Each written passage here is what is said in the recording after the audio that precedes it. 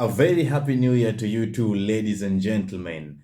I am hoping that each and every one of you had the pleasure of beginning the year successfully, yeah?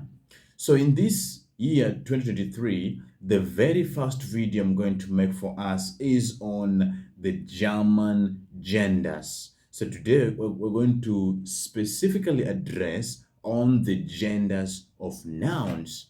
Well then, let's get right into it. Now, the first thing I'm going to stress is that just like in English, in German, there are three genders. And in German, we will be using the definite articles, either the definite or indefinite articles, depending on these genders of nouns, okay? So we have three genders of nouns in German. There are three, okay?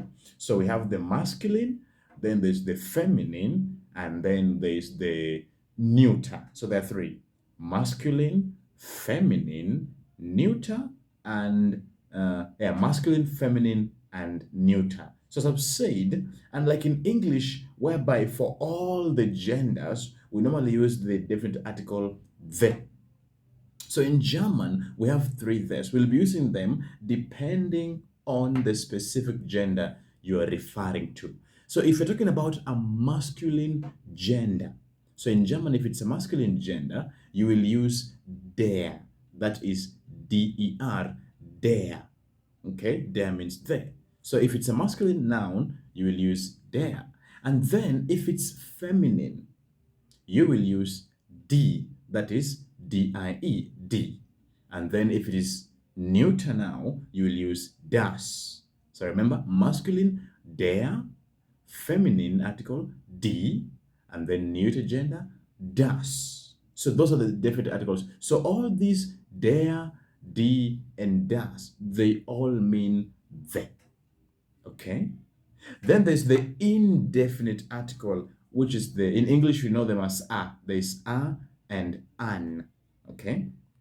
So in German also, you will either use these indefinite articles depending on the gender of noun. So remember, the definite articles are der, die, and das. Okay? So the indefinite articles are, so if it's masculine, we now use ein. Now, ein means a stroke an. Okay? So if it's a masculine noun, you will use ein, which means a stroke an. Okay? If it's feminine noun, you will now use eine for feminine. Okay? And then if it's neuter also, we use ein. So to put it all into perspective, I'm going to put them all, both the definite and the indefinite articles. Remember, so if it's masculine noun, you will either use der, which is the, or ein, which is a. If it's feminine noun, you will use die or eine. Die means the, and then eine is a. And then finally, if it is neuter, you will use das, the, or ein. Okay? And that pretty much sums it all. Those are the various articles we use depending on the gender of noun. Remember, only three: masculine, feminine, and neuter. Der, die, or das. Okay?